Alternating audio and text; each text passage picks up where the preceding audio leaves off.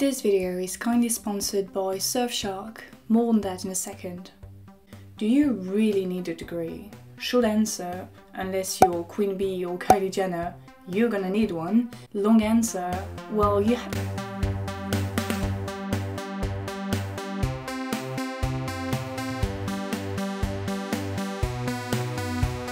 Knowledge is available everywhere and it's free most of the time.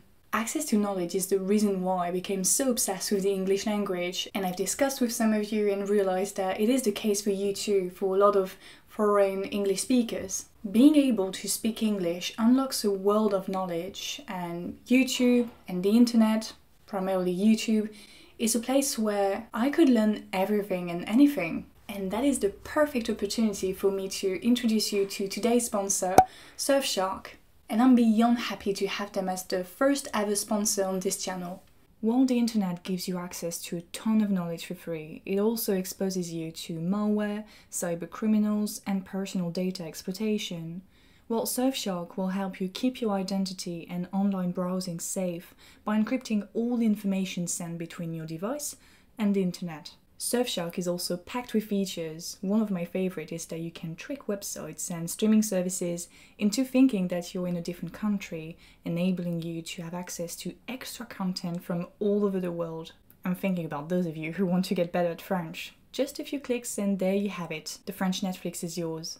Surfshark has allowed me to make the research process of my videos so much easier and is now kindly offering my subscribers an 83% discount. 3 months for free and a 30 days money back guarantee, so you can totally try it out for yourself. If you want to support the channel and let them know I sent you, then you can go onto surfshark.deals/alice and start using their VPN. Now back to my little story.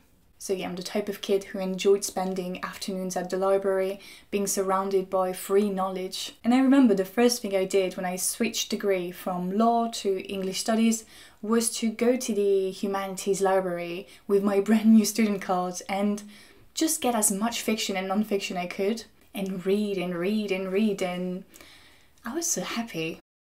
I'm saying all of this because I'm a strong believer in our ability to learn new skills by ourselves with the resources available around us, and I'm not the only one. Self-learning has progressively become the norm, and now traditional education is in the midst of a crisis. You know, why should I even get a degree? In the realm of self-help, traditional education is perceived as a waste of time, and the arguments of self-help gurus are similar to that of individuals like Elon Musk, Mark Zuckerberg, or Peter Thiel. They claim that you don't need a college degree in order to be successful. But how do they define success? You'll often hear about higher education as an investment or as insurance.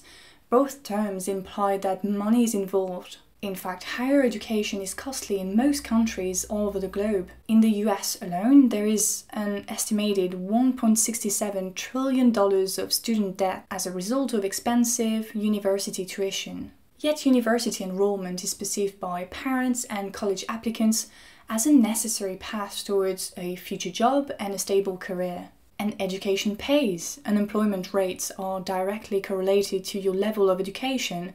Education has always been framed as the best way to achieve upward mobility. Yet we have to nuance that statement. First, because the growing commodification of education goes against its ideals of democratization of knowledge and upward mobility that stretch back to the Enlightenment. In the US, by age 24, only 9% of students from the lowest income quartile can expect to earn a bachelor's degree versus 75% of students from the highest income quartile. Second thing is that the way we frame education as a costly investment show how our relationship to education has evolved in our system.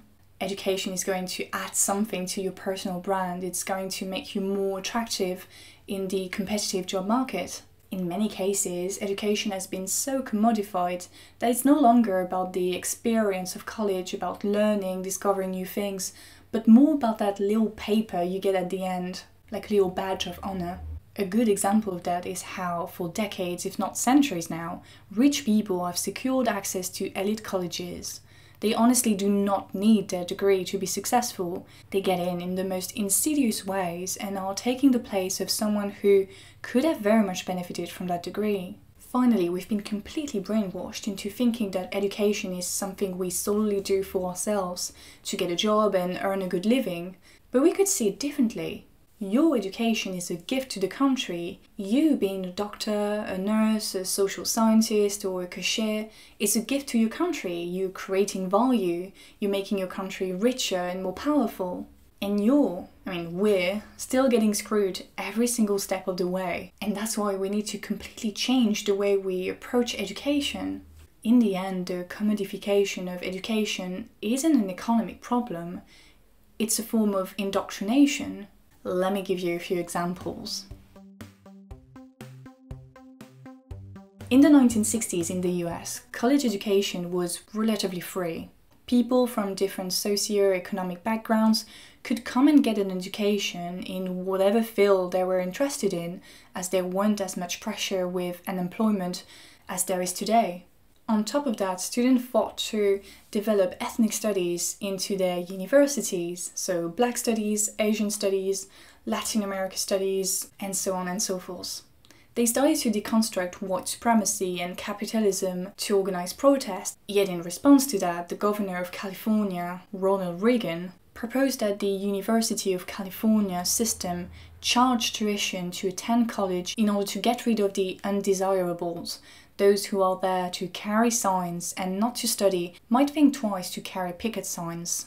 Since then, college tuitions have been on the rise, thus further excluding people from diverse backgrounds and putting the burden of the student debt on the other ones, so that students are more likely to pick a secure, pragmatic job, and when they leave, well, they don't have many other options but to work, and to work a lot, to pay off the debt. They become very disciplined and do not really have time to fight for their rights or a better economic status. I know it can seem a bit weird I'm saying all of this because I'm French and in France education is free. So why am I even talking about all of this as if it affected me? Well, indoctrination is also occurring here in France. Our universities cannot keep up with the growing number of students who want to get a degree. Yet instead of increasing the volume of students the university can take on, or to hire new staff, the government chose to make universities more and more selective using the arguments of meritocracy and prestige. When on the contrary, it helps to make sure that individuals from higher income backgrounds are still part of the elites, while marginalized groups are more and more excluded.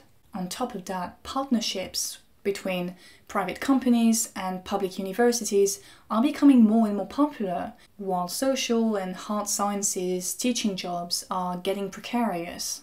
So yes, we are killing free, independent research and education for private interest. Now, some of you might think that yes, the commodification of education is a form of indoctrination, but that at the same time, education itself is a form of indoctrination. I think we all had that one history teacher that attached a political agenda to his or her course curriculum. And that's what most self-help gurus will tell you, that at school you are being taught what to do, at uni you are being taught what to think. Unless you want to become a doctor or lawyer, then don't go to uni, and patati patata. So should we get rid of our educational institutions as they are today? And to relate that to what we've been talking about last week, should we give up education to start an online business? Well, I don't think that educational institutions are doomed, because the work they did, the research that has been done, is the basis for new ideas. Most great artists or scientists have spent a lot of time with masters before they started to develop their own style or come up with new theories. As MIT physics professor Viktor Weisskopf said to one of his students, "It doesn't matter what we cover, it matters what you discover." And that's how you make society progress, by investing into research without a definite plan or an end goal in mind. And yes, research and higher education have always been biased, whether they support the status quo or go against it. But that is how you forge critical thinkers, by exposing people to different ideas, different theories, and by encouraging the professors to state their biases and guide students through those theories with the right methodological tools, eventually letting them decide what they want to support. That scientific reasoning is the most precious thing the human race has ever developed, and higher education is the best way to learn it and practice it. The last thing I would like to address is the fact that there can be a bit of elitism in discussions centered around education and academia. And I don't want to fall into the trap of, if you don't have a degree, then you're stupid.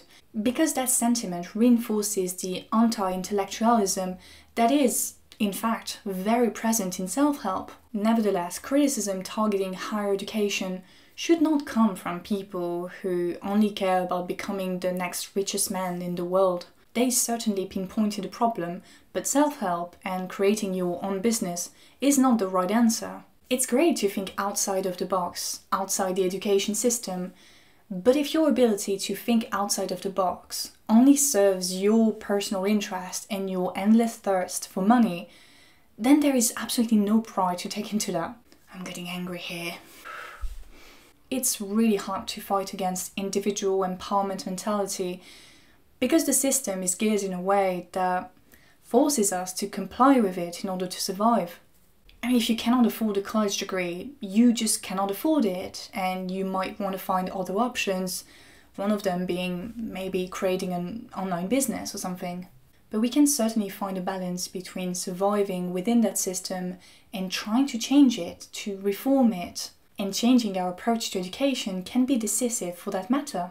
I'm reading a fantastic book at the moment which is called The Intellectual Life of the British Working Classes by Jonathan Rose, and it delves into the concept of the proletarian autodidact, so a self-taught working class individual. And so it shows what literature they read, fiction or non-fiction, and it gave me hope. Because those people still exist, actually they're everywhere, and you're very likely to be one of them. We can forge opinions outside of the structure of the state, outside of the corporate media industry like TV, not for individual empowerment but for collective change. Great ideas come from the bottom. Back then it was revolutionaries gathering in a little cafe in the Quartier Latin in Paris, or trade unions secretly meeting in the company's offices. Now we can attend free research seminars online or in real life, and we have platforms where we can exchange ideas like YouTube. And I'm going to use that opportunity to thank you all guys for your amazing contributions in the comment section of my videos. I noticed it, many people noticed it, my friend noticed it as well, so I'm very grateful to have built such a smart, respectful, open-minded community. It might seem like nothing, but we are doing something, and I hope we'll continue to grow. That's it for today. Thank you again to Surfshark for sponsoring this video. Don't forget to like, to subscribe if you liked the video and you want more. And yeah, I'll see you next week. Salut!